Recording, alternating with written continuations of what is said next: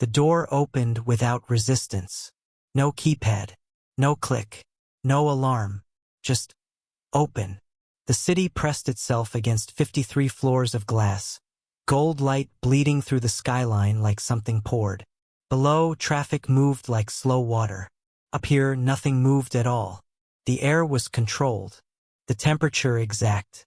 Every surface, dark marble, matte steel, polished obsidian, chosen to absorb noise instead of create it.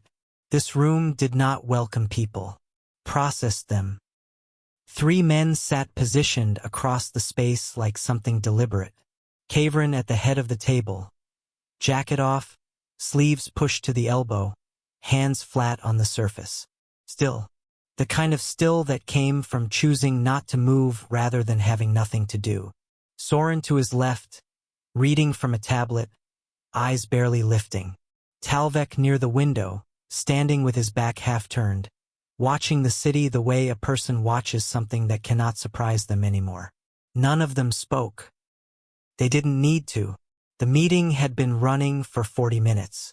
Numbers, projections, a merger that would shift 3 regional power structures by morning. The kind of conversation that changed things quietly, no press release, no announcement. Just decisions made in rooms like this one by men like these 3. And then the door opened. Not aggressively, not with urgency, just opened. A boy stepped through, barefoot. He was barefoot on $60 per square foot flooring, and he didn't seem to notice. An oversized cream sweater hung off one shoulder, the kind of worn soft fabric that looked like it had been washed too many times. His hair needed cutting. His eyes were brown and wide and moving, cataloging the room the way a person reads a map they didn't expect to need. He wasn't running. He wasn't panicking. He stepped inside and stopped. 3 Alpha Kings. 1 executive table. 50 floors of glass and city light. And 1 boy standing barefoot in the middle of it like he'd walked through the wrong door. Hi viewers, if you've ever walked into a room and immediately felt like you didn't belong there, but your feet wouldn't move, drop a stay in the comments right now, because this boy is about to understand exactly what that means. Kavrin saw him first, not because the boy made noise, not because he moved dramatically. It was the breath. The way the room's pressure shifted when someone entered who didn't belong, who didn't carry the specific social armor this environment required. Kavrin felt it in his chest before he looked up. And when he looked up, he stayed looking. Soren's eyes lifted from the tablet. Cold. Measuring. The way a camera zooms in. Talvek turned from the window. For exactly 3 seconds, no one spoke. The boy didn't run. He didn't apologize. He didn't pull out a phone and pretend to check a message. He stood there, holding eye contact with the floor, his jaw slightly tight. Not from fear, but from something harder to name. Something that looked like a person bracing for a memory. Kavrin's mouth opened. He was going to say, "Who let you in?" Or, "Security." Or, "Wrong floor." Any of those would have made sense. Any of those would have been the correct response from a man who ran $500 million in consolidated assets and didn't tolerate interruptions. What came out instead was, "Stay." 1 word. No calculation behind it. Just stay. The boy's eyes lifted. Brown. Still. Focused directly on Kavrin's face. He didn't move toward the door. He didn't respond. He just looked at him, like the word hadn't scared. Kavrin's earpiece clicked. "Security. Live. Sir." The voice was flat. "We've completed the door breach scan. Full corridor review." Kavrin didn't look away from the boy. And, a pause. "No breach detected. The entry log shows no force. No malfunction." Another pause. Longer. "Sir." He was granted access. The room didn't change temperature, but something in it shifted. Soren set the tablet down. Talvek went completely still. And the boy, standing barefoot in the middle of the most secured floor in the Virex tower, looked at Kavrin with eyes that held no surprise at all. Like he already knew. He didn't try to leave. That was the part no one said out loud. They had cleared the room, the two junior associates who had been managing the presentation materials, the silent assistant who refilled water, the woman from legal who never looked up from her notepad. Everyone out. Door closed. The boy stayed. Not because he was told to. They hadn't told him anything after that first word. He just stayed. Moved about 3 feet to the left of where he'd been standing and lowered himself carefully into a chair near the wall. Not at the table. Not in the meeting cluster. Just nearby. Like a person who understood the difference between being in a room and being part of it. Soren watched him. He can't speak. Talvek said it quietly, still near the window.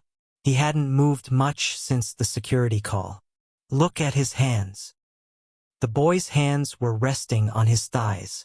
But twice now, twice since sitting, he had moved his fingers against the fabric like he was writing. Not fidgeting. Writing.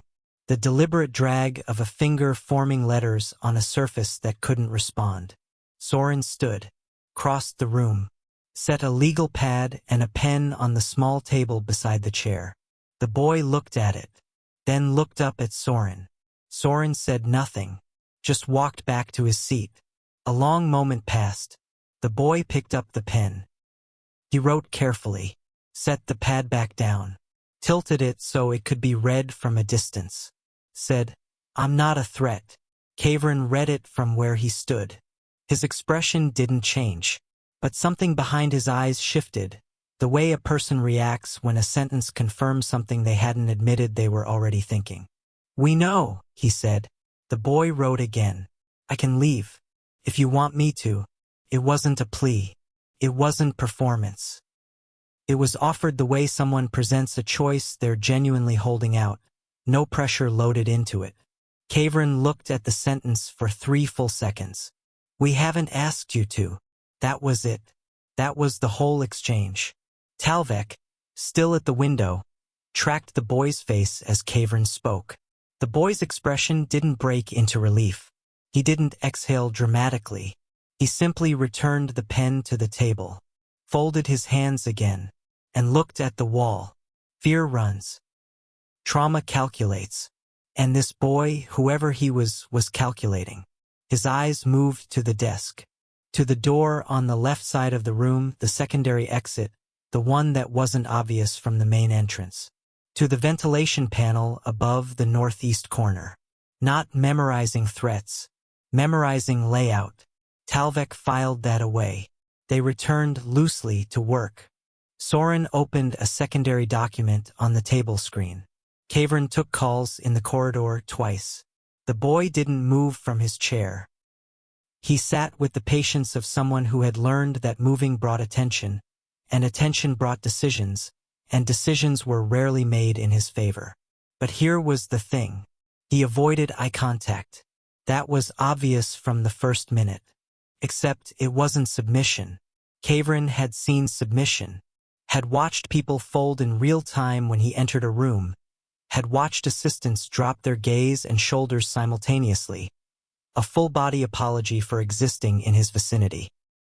This wasn't that. The boy avoided eye contact the way a person avoids windows in a room they once had to hide in. Not from shame, from habit, from a logic developed in a different environment than this one. He was observing without being caught observing. His eyes went to the desk twice, left side bottom drawer, before moving back to neutral.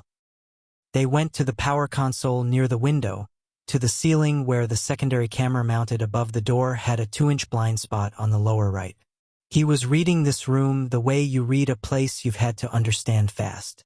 Talvek watched him do all of this and said nothing. At 11:43, Soren called a soft stop. The night had run long. The room needed to reset before morning. He made the call the way he always made logistical calls, low, efficient, no inflection. The boy stood, reached for his pad, wrote, "Thank you," set it down, turned toward the door. He made it 4 steps, stopped, turned back not to face them but to look at the desk, the left corner of it specifically. Then his gaze moved upward. to the wall just above the computer port, where nothing was visible. Nothing visible. Talvek pushed off from the window slowly.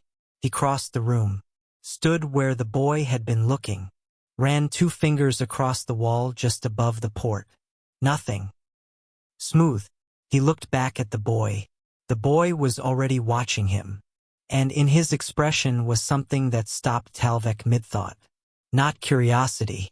Recognition. He knew what was there, or what had been there. He had looked at that wall the way a person looks at a place where something used to be, and still expects to find it.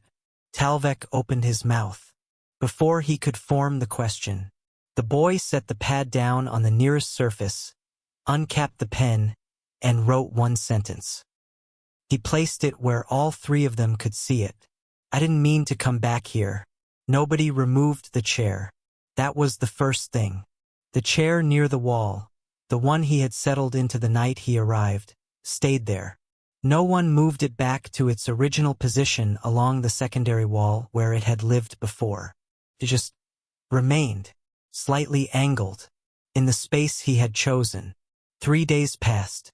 No removal order. Not because they decided to keep him. There was no decision, technically. He was simply still there each morning when the floor came back to life. Quiet, taking up exactly as much space as he needed and not an inch more, eating whatever appeared in the shared kitchen without requesting anything specific. He ate methodically, not hungrily, like someone pacing their intake rather than enjoying it. Soren noticed that on day 2 and filed it under things he wasn't going to say out loud yet. By day 3, patterns had already formed. The boy gravitated toward warmth. Not people, warmth. On a cloudy morning when the floor-to-ceiling windows went gray and the light flattened, he drifted, without appearing to drift, toward the side of the room where the heating vent ran along the baseboard. He didn't sit there, just worked near it, stood near it, like a person who had spent enough time cold that their body now moved independently toward heat. He relaxed only when no one was watching, or more precisely, when he believed no one was watching. Talvek was always watching. It wasn't threatening. It wasn't clinical. Talvek had always processed people the way most people process text, looking for the line under the line, the meaning behind the word choice, the tell hiding inside the ordinary gesture. He had done it since childhood. His brothers called it unsettling. He called it efficient.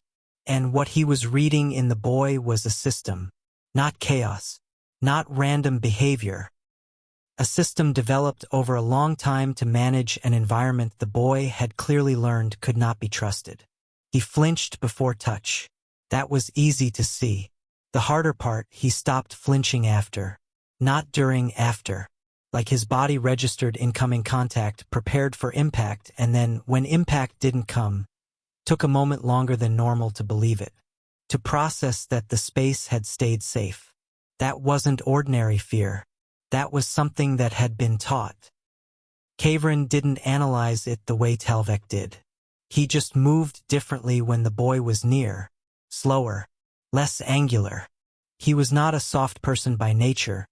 His whole operational presence was built on the understanding that he was the largest, loudest variable in any room, but something in him recalibrated automatically. He didn't think about it, which was, for Kavrin, the part that bothered him most. On day 4, Soren ran the boy's face through 3 databases. Nothing. No license. No file. No linked account. No enrolled record at any medical, academic, or social system in the state. He searched adjacent states, then ran a federal query that he technically needed a different clearance level to access. He accessed it anyway. Still nothing. A person who had no record wasn't invisible. They were erased. Those were 2 very different things, and Soren understood the difference the way he understood balance sheets, in terms of what the numbers were hiding. He didn't tell Kavrin yet. He flagged it internally and kept running. On day 5, it was Kavrin. The boy was standing near the window at the end of the evening, pad on the glass surface beside him, writing something that wasn't intended for anyone. He wrote the way people process, not to communicate, just to move thought out of the body and onto something external. Kavrin crossed the room, not purposefully toward him. He was going to the window to close the shade before the security cycle. He passed close enough that the boy would have heard him, should have stepped back or moved. He didn't, and Kavrin's hand came up just slightly without instruction. The way a hand moves towards something warm. He stopped it, held the movement mid-air, 2 inches from the boy's shoulder. Did not complete the gesture. Pulled back. The boy kept writing, but his pen had paused for just under a second in the middle of a letter and resumed. He'd felt the almost touch, and he hadn't moved away from it. Kavrin returned to his side of the room with his jaw set and his hands in his pockets and a very controlled expression on his face that communicated nothing to anyone watching. Talvek had been watching. That night, for the first time, the boy didn't leave at the close of the security cycle. The hour came. The floor systems shifted from operational to standby. The low amber lighting replaced the sharp overhead white. The boy was still in the chair near the wall. He had folded his legs up under himself. His head was tilted slightly to the side. His pen was still held loosely in his right hand. He was asleep, in their office, in the chair he had chosen, and no one had moved. Talvek stood in the doorway for a moment, then looked at Kavrin, then back at the boy. Kavrin said nothing. Nobody woke him. The outage hit at 11:18. No warning. One moment the floor was fully operational, screens, security feeds, ambient sound, and then nothing. Complete darkness. The kind that doesn't happen in a building like this one, where the backup grid was designed to engage in under 4 seconds. For seconds came. For seconds went. The backup grid did not engage. The room went completely silent, the way rooms do when every electrical sound stops at once. And only then does a person realize how many sounds they had been living inside without knowing it. Pitch black. 53 floors. 3 alphas and 1 mute omega, somewhere in the dark. Soren's voice came first. Flat and unshaken. Secondary panel. Northeast wall. Manual override. Movement. Talvek's footsteps. He always stepped heel first, moving toward the right side of the room. Kavrin hadn't moved yet. He was listening. In the dark, without visual input, his senses reorganized automatically. That was something no one outside of his bloodline fully understood about him. He didn't lose function in darkness. He sharpened. Everything non-essential dropped away, and what remained was temperature, distance, breath. He could hear the boy breathing. He was close. Closer than expected, because the boy's chair was across the room, and the breathing was coming from somewhere much nearer. Which meant at some point during the outage's first seconds, movement had happened. Not toward the door. Toward Kavrin. The boy had moved toward him in the dark. Involuntarily. Automatically. And then contact. Not a grab. Not a startled reach. A hand closing slowly around a sleeve. The fabric of Kavrin's left forearm. A grip that was careful, deliberate in the way that things done in darkness are deliberate, because in darkness, there is no such thing as accidental. Kavrin stopped breathing for a moment. Not dramatically, just the breath held itself. The boy's grip didn't tighten, didn't loosen, just remained. And Kavrin, who had not stood this still in recent memory except during negotiations where stillness was a weapon, did not move his arm away, did not shift his weight, did not say anything. He just let the hand be there. Across the room, Talvek's fingers found the manual panel.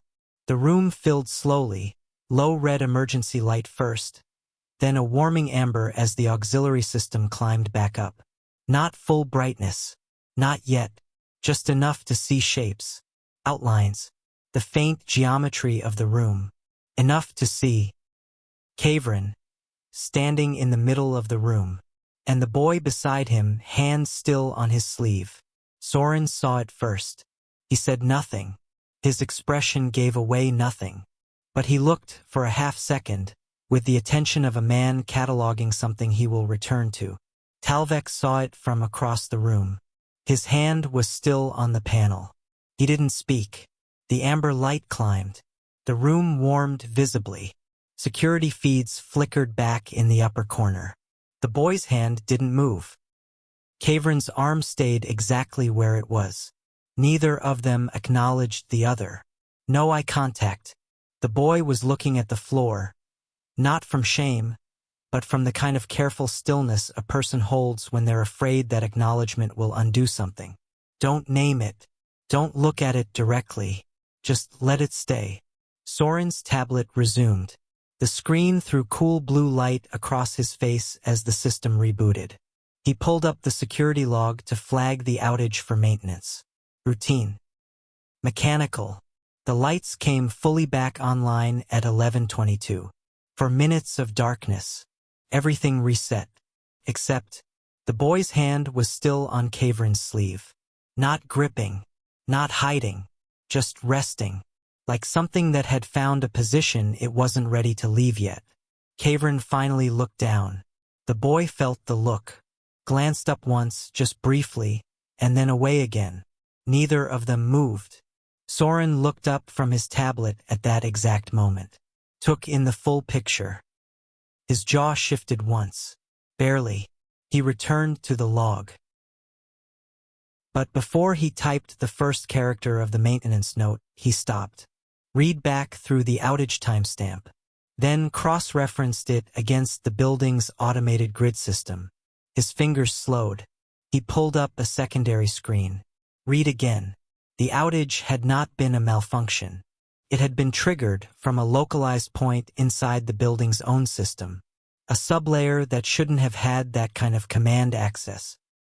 A sublayer that, according to the visible architecture of the building's grid, did not exist.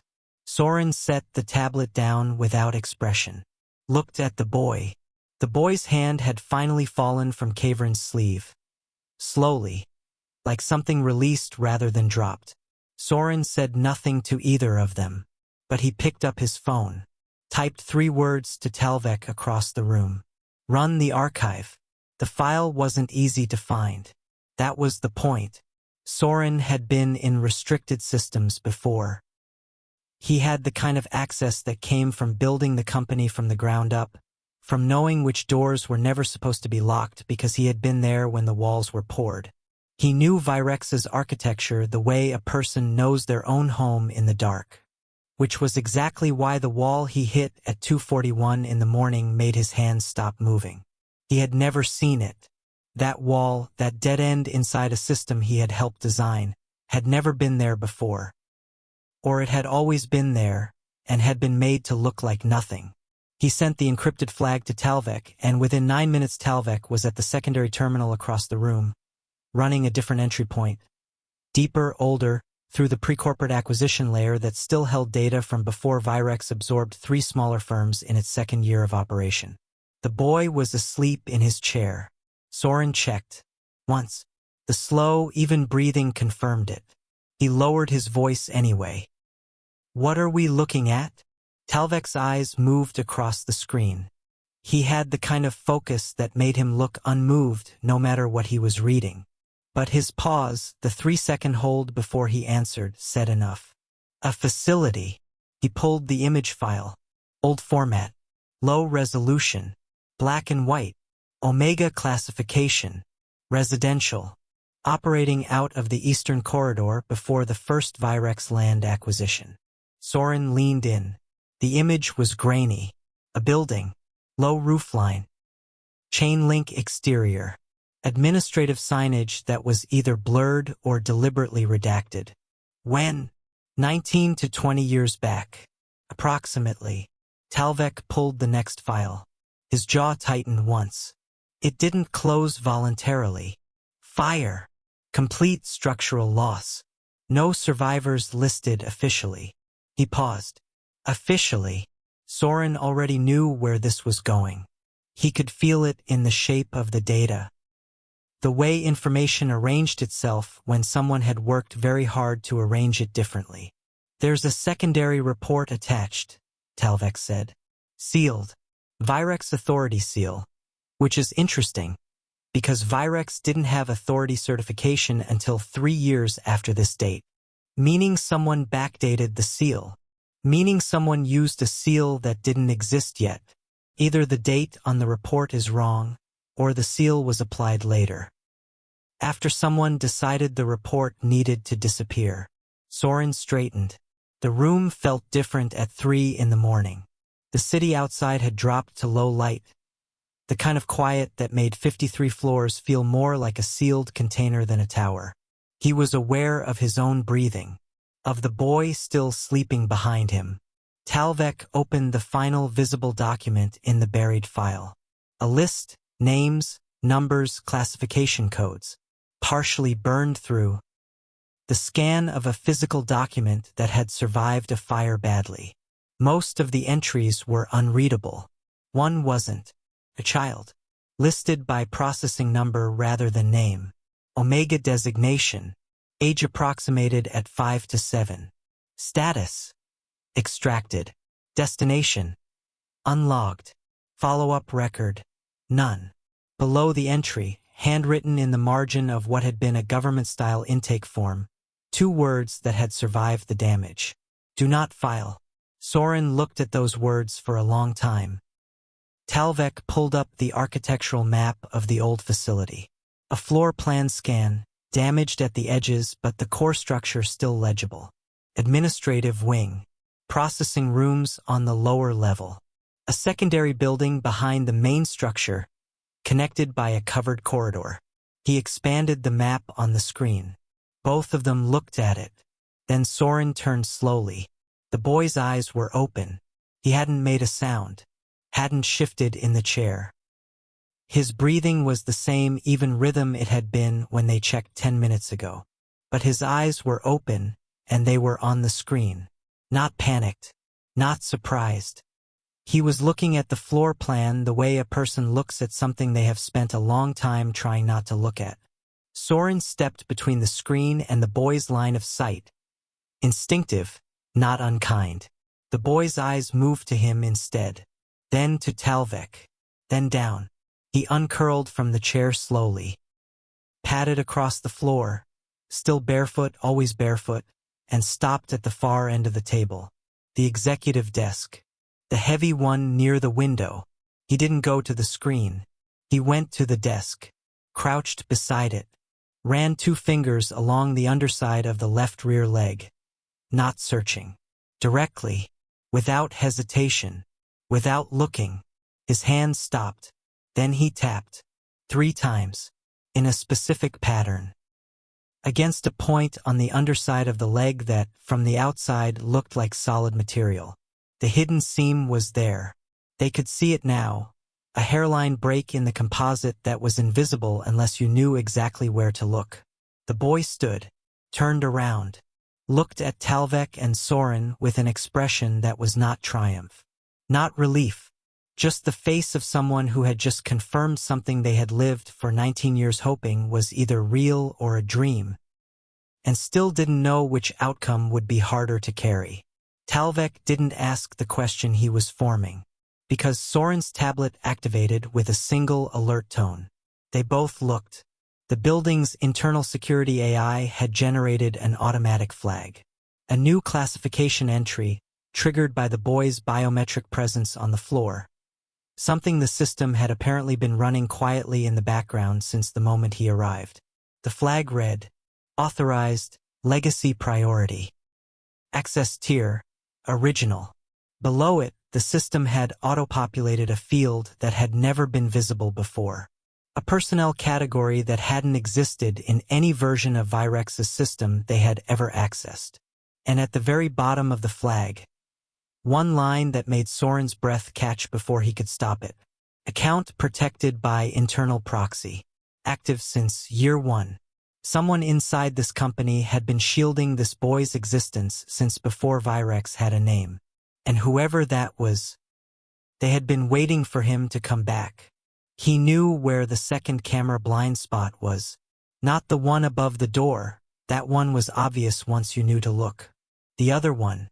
The narrow dead zone along the north wall where the original mounting bracket had been positioned 6 inches off-center during installation, creating a gap in coverage that the system had never flagged because it was too small to matter. Too small to matter unless you were someone who needed it. The boy moved through that strip of the room the way water moves through the lowest available channel. Not consciously, not obviously. Just default routing. His body had already mapped it. Already filed it under safe corridor. Talvek had been watching him do this for 2 days before he could name what it was. Now it was day 7, and the boy was standing at the secondary panel near the kitchen corridor, the one that controlled ambient lighting on the floor, adjusting it without being asked, without looking at the label guide, without the 2-second orientation pause that every new person on this floor went through when they touched that panel for the first time. He set the temperature display to 67, the backlight to 40%. Kaverin's settings. Exactly. The boy didn't know that Kaverin used this floor on nights he couldn't sleep. Didn't know that these specific numbers had been programmed in over 2 years of late hours and environmental preference. No one had told him. The settings weren't labeled. They weren't saved under a name. But there they were. Talvek set his coffee down. Kaverin was across the room, reviewing a physical document, old habit, old preference, always paper for the things that mattered most, and had not looked up. But his shoulders had done something when the lighting shifted. Not a reaction exactly, more like a settling, the unconscious ease of a body returning to its preferred environment. He hadn't noticed the boy had done it. Soren had. Soren noticed everything. It was the single most exhausting thing about him, the way his attention moved like a security sweep, constant and thorough, never landing on anything by accident. He looked up from the document he was cross-referencing, looked at the lighting panel, looked at the boy, said nothing. Then returned to his document. Power is not shaken by noise, it is shaken by doubt. And for the first time in a long time, Kaverin had doubt.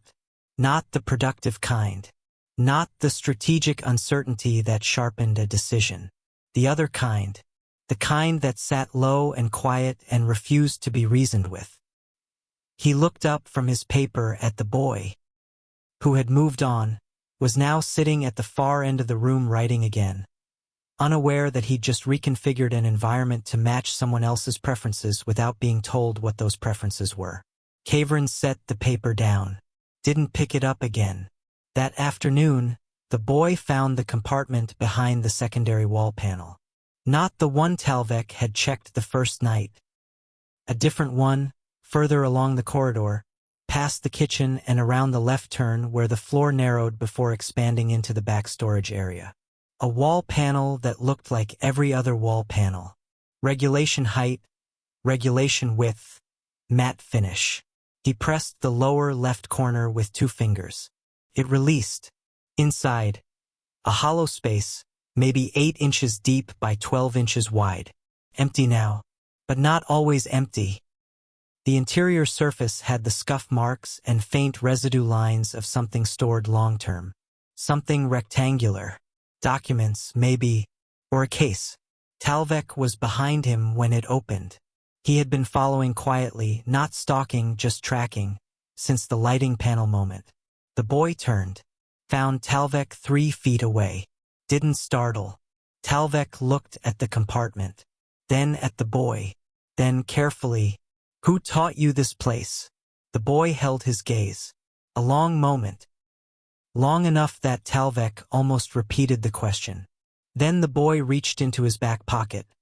He had started carrying a small notepad, a folded one, always within reach, and wrote. Held it up. No one. I was here. Before it was yours.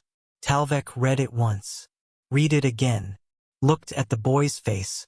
And for the first time in this entire week, in all the quiet, all the watching, all the careful cataloging, Talvek felt the specific chill of a pattern completing itself into something he was not entirely prepared for. The boy put the notepad away, looked at the open compartment one more time, and closed it. The system flagged him at 6:14 in the morning. Not a human operator. not a manual review. The building's internal AI, the baseline security intelligence that ran constant passive analysis across all entry points, access events, and biometric data on the floor, generated an automatic classification alert. Soren saw it first because he was already at the terminal when it appeared. He read it, then read it again, then picked up his phone and called Talvek without saying good morning. "Come look at this." Talvek was there in 4 minutes. He read the alert in silence. His expression did what it always did with information that surprised him, which was nothing. Absolutely nothing. A total surface calm that his brothers had learned to read not by what appeared, but by how long the nothing lasted. It lasted a while. Authorized, legacy priority, access tier, original. The words sat on the screen the way words do when they have weight the system didn't fully understand but logged anyway. Below them, the biometric tag. The boys. Auto-generated from the passive scanners embedded in the flooring, the door frames, the ambient air quality sensors, all of which had been quietly building a profile since his first night here. "This tier doesn't exist," Talvek said. "It does now. I've been in this system since we built it." "So have I." Soren pulled up the architecture log. Scrolled. "It's not new. It's been there. Dormant. Tagged to a credential class that was never activated, because no one who carried this biometric signature ever came back to the floor." Talvek looked at him. "Back." Soren nodded once. The word had been doing something to the air in the room since the boy wrote it 6 days ago. "I was here before it was yours." And now the system, the one they had built, the one they were certain they understood, was saying the same thing in its own language. Back. He had been here before. The auto-access triggers had started 2 days ago. Both of them had noticed and filed it under possible system error. Doors unlocking a half-second before the boy reached them. Environmental controls adjusting without input. The secondary archive terminal coming out of sleep mode each time he entered the room, as if it recognized something and responded. They had attributed it to proximity sensors, to coincidence, to the kind of patterns the human mind builds out of random data when it's looking for something to explain. This was not coincidence. Soren pulled up the permission tree, the layered architecture of who had access to what and at what level and when it had been granted. He navigated down past the corporate structure, past the acquisition layers, past the pre-Virex data, all the way down to the original build. Year 1. Before the name. Before the tower. When this floor had been a different thing in a different structure in a different ownership arrangement. There was a layer there. One they had not built. One that had been there when they arrived and had simply been absorbed, ported forward, carried along beneath everything like a foundation that didn't belong to the building standing on top of it. And inside that layer, proxy account. No name, no photo, no linked identity. Active. Continuously active since before Virex had a Year 1. Something or someone had been operating inside their system without their knowledge. Not accessing data, not moving files, not leaving the kind of trace an intrusion leaves, just present, waiting, maintaining a single permission thread connected to one dormant credential class. And that credential class had just activated. Because the boy came home. Pause on that. Whoever built this layer, whoever embedded it into the original architecture before Virex was Virex, knew this day would come. They built for it. Quietly. From a position inside the structure that gave them access deep enough to survive 2 decades of corporate layering without being detected. That wasn't a former employee. That was someone with a level of access equal to or exceeding the founders. Kavern walked into the room at 6:42, coffee in hand, and found both his brothers standing in front of the terminal with expressions that made him set the cup down immediately. "Talk to me." Soren turned the screen toward him. Kavern read it. His jaw worked once. "Where is he?" Talvek nodded toward the back corridor. The boy was in the kitchen.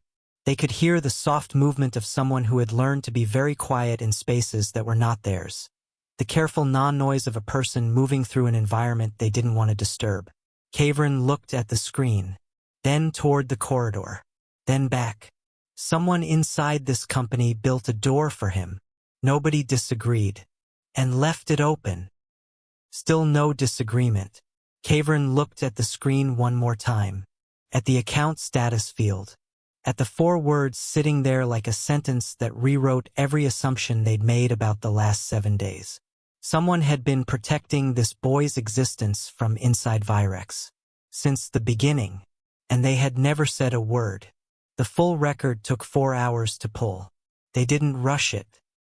Rushing would have introduced errors, and errors were not something any of them could afford with this particular file, the kind of document where a misread date or a skipped line changed everything. So they were careful. They were thorough. And by the time the picture was complete, the morning had moved into afternoon and the city outside had shifted from gold to gray and back again, and all 3 of them were sitting in different parts of the room not looking at each other. The facility had a name: Cedar Point Residential Classification Center. Low profile, non-public, operating under a contractor arrangement with a regional authority that no longer existed, dissolved in a restructuring that happened conveniently 8 months after the fire. The contractor, a shell company, the shell company's parent. 2 layers removed from an early Virex precursor entity that had been absorbed so early in the company's formation that most current records listed it only as a legacy holding. They had funded it. Not intentionally, or at least that was what the paper trail was built to suggest. Structured distance. Plausible separation. The kind of corporate architecture designed to ensure that if anything went wrong, the damage stopped before it reached anything with a real name attached. Something had gone wrong. Cedar Point had processed children. That was the word the documents used. Processed. Clinical. Administrative. As if the word itself had been chosen to keep the reality at a manageable distance. And it had worked, apparently, for long enough that no one in the visible structure of the company had ever been required to look directly at what it meant. What it meant was this: Omega children, some as young as 4, had been brought to Cedar Point under various classification arrangements. Medical assessments, the records said. Social placement programs. Transition support. The language was always adjacent to care without ever committing to it. What happened inside was categorization, rank, physical assessment, behavioral documentation, the kind of file building that served a market for pre-designated Omega pairing arrangements, a practice that had been illegal in most jurisdictions for over a decade, but had operated in the gap years before the laws closed, in the spaces between regulatory oversight. Most of the children processed at Cedar Point had no living guardians. That was listed as a qualifier for eligibility. Soren read that line and set the file down and looked at the ceiling for approximately 30 seconds without speaking. No one filled the silence. Because the worst part, the part that pressed against all 3 of them in different ways, was not the outrage. Outrage would have been easier. Outrage had a direction. What this was, instead, was recognition. They had built Virex on top of the ashes of something they didn't know they'd inherited. The structure they stood inside. The company they had shaped into something they were proud of, something with standards and systems and people they chose carefully, had a basement. They had never been in the basement. They hadn't known it was there. And now they were standing in it. Kavran had not spoken in 40 minutes. That was unusual enough that both Talvek and Soren had noticed and made independent decisions not to push. Kavran processed things physically. Movement, weight shifting, the physical expression of thought, and the fact that he had gone entirely still told them the processing wasn't done yet. When he finally moved, it was to stand. Cross to the window. Look at the city. We didn't build this, he said. Quiet. Not defensive. Just accurate. No, Talvek said. We inherited it. Yes. That's not the same thing. No, Soren said. It's not. But inherited damage is still damage. Still in the walls. It still shapes the structure around it whether or not the people inside it know the source. They knew now, and knowing changed things. Kavrin turned from the window. The boy was at the far end of the room. He had been there for most of the day, quiet, present, writing in his small notepad without sharing any of it. He hadn't been told what they were reading. He hadn't asked. But somewhere in the middle of the second hour, Talvek had noticed it. The boy had stopped eating the small meal he'd been working through, set it aside, and not returned to it. He hadn't eaten since. Kavrin looked at the untouched food on the side table, then at the boy. Something moved across his face. Not pity, not guilt, but the specific weight of a person who has just understood that a problem they are looking at is much older and much larger than themselves. He looked at his brothers. Neither of them had an answer, because there wasn't one yet. There was only what was true, and what was true was uncomfortable in the way that real things often are, without a clean resolution, without a clear next move, without the kind of satisfaction that comes from being able to name the villain and close the file. The worst systems don't feel evil. They feel normal. And the worst part of inheriting one is the moment you realize you've been living in it. The boy still hadn't eaten. And somewhere in the room, between the three of them, a different kind of silence had settled, heavier than before and more honest. Kavrin waited until his brothers left. It wasn't a plan. Soren had stepped out to handle a late call. Talvek had gone to the terminal room to continue cross-referencing the proxy account. Slow, careful work, the kind that required silence and concentration. Neither of them announced they were leaving. They just went. And the room became, for the first time in a week, just two people. The boy was by the window. He had moved there sometime in the last hour, gravitated the way he always gravitated toward warmth, toward light, and was standing with his shoulder against the glass, looking at the city below without expression. The notepad was in his hand, but he wasn't writing, just holding it. He knew Kavrin was there. He always knew. Kavrin crossed the room slowly, not purposefully, not with the kind of deliberate stride he used when entering negotiations or delivering decisions that would rearrange things. He walked the way a person walks when they're not entirely sure what they're doing yet, but they know they're doing it anyway. He stopped a few feet away, looked out at the city alongside the boy.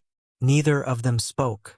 The city below was doing what cities do at this hour, moving, indifferent, vast and specific at the same time. Lights coming on in windows. Traffic patterns shifting. The ordinary momentum of 10 million people who had no idea that on the 53rd floor of this particular tower, something was being worked out that had no word for it yet. Kavrin broke the silence. Not carefully, not strategically, just honestly. Do you want to leave? For words. The boy turned his head slowly, looked at Kavrin's profile because Kavrin hadn't looked at him yet, was still looking at the city. This was not a command dressed in the clothes of a question. It didn't have the shape of the word he'd said on the first night, that instinctive, unplanned stay that had come out before logic. This was different. This was a door being held open by someone who understood, for the first time, what doors meant to this particular person. The boy looked at him for a long time.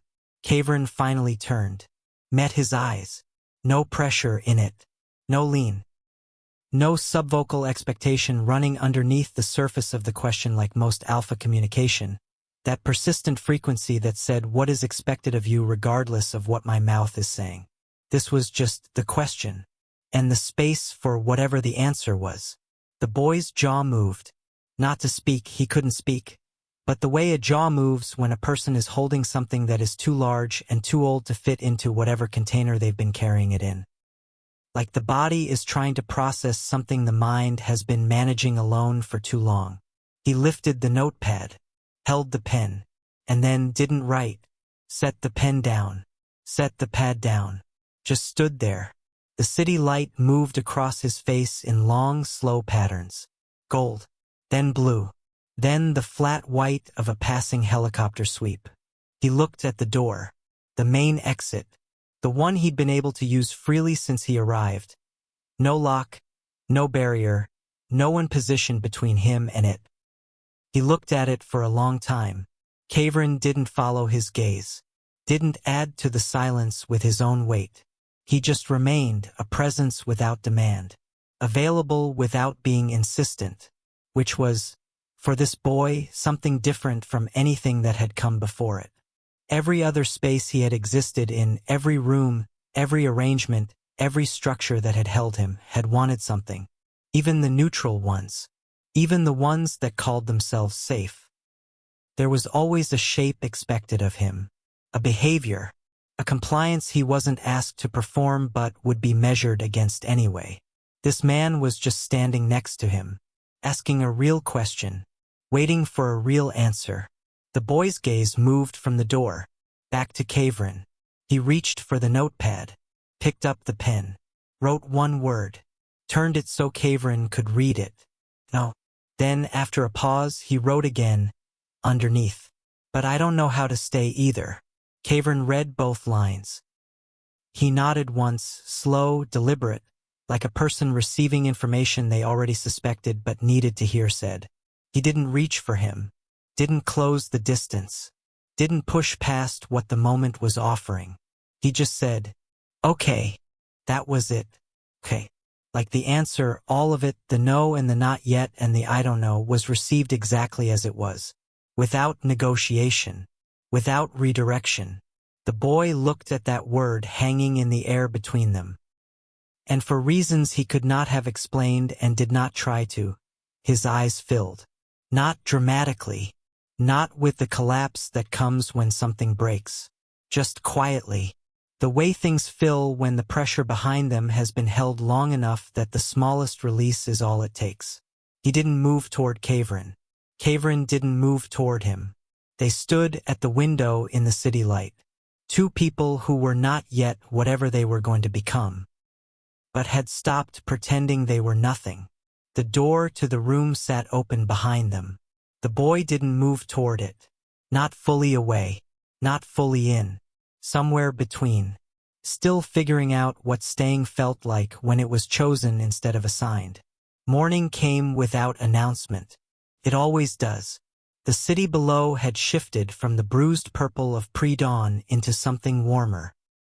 Pale amber pressing through the skyline, the kind of light that makes ordinary things look like they were lit intentionally. Like someone planned it. The boy was already awake. He had been for an hour. Maybe more. He sat at the far end of the table, not his usual chair near the wall. A different seat.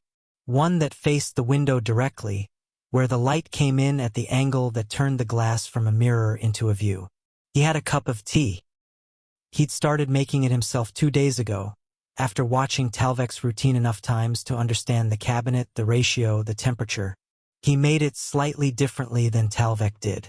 Stronger. A choice, not a mistake. He was writing.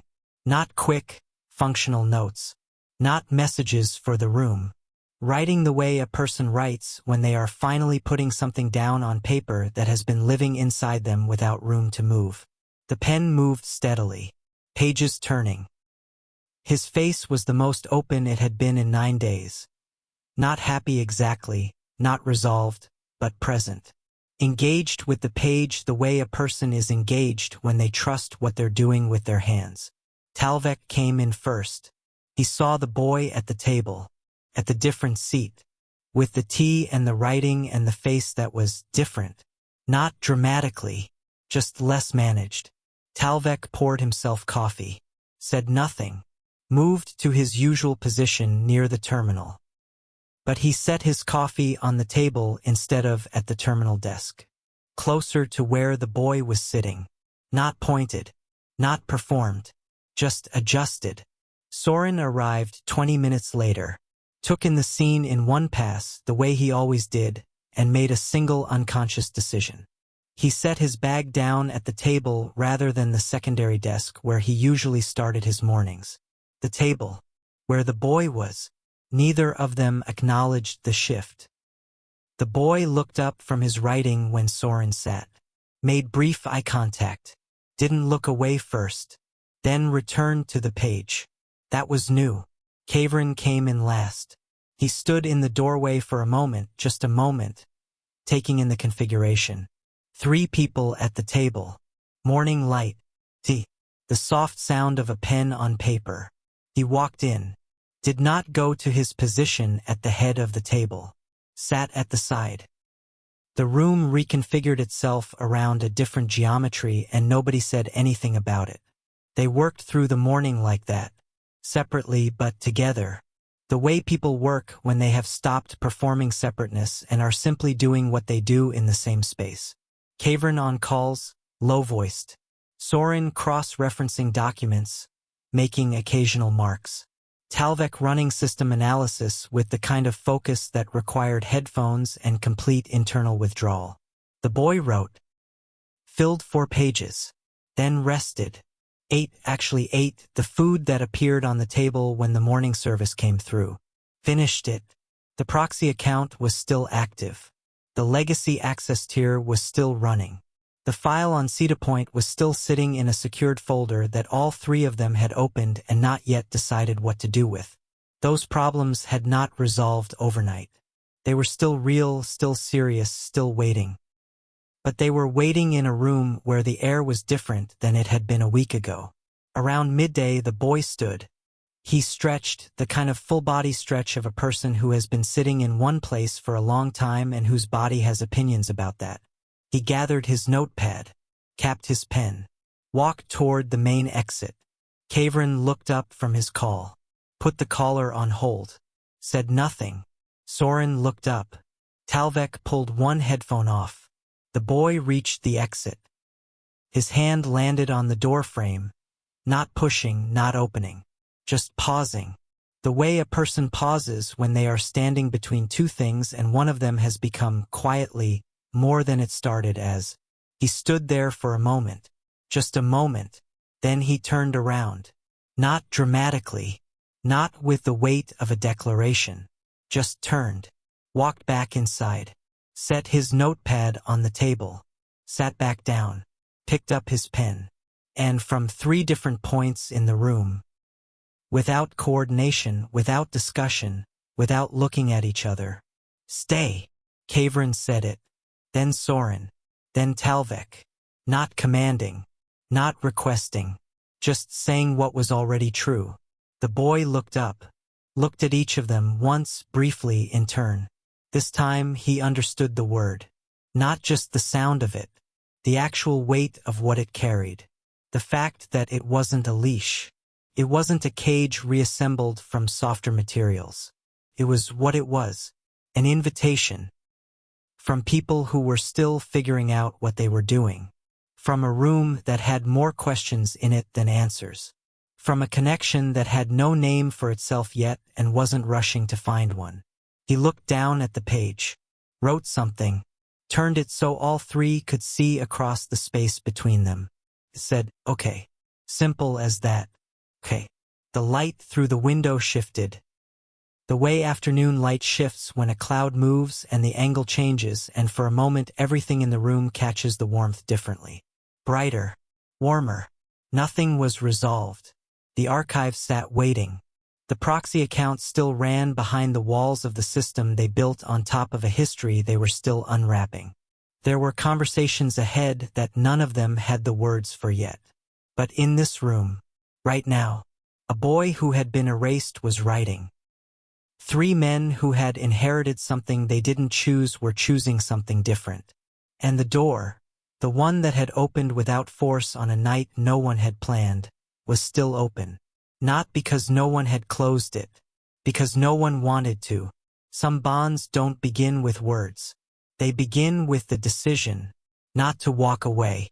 If the story moved something in you, if you've ever been somewhere you weren't sure you belonged, and found that the people there refused to let you disappear, drop a comment below. Your words might be exactly what someone else needs to read today. Subscribe to this channel and turn on the notification bell so you don't miss what comes next. Because this story is not over. There are answers still buried in that archive. There is a proxy account with no name attached to it. And there is a boy who is just beginning to understand what it means to take up space in a room that is finally choosing him back. Hit that subscribe button. Share this story with someone who needs it. And come back, because the next chapter starts where this one leaves off. And trust me, you don't want to miss it.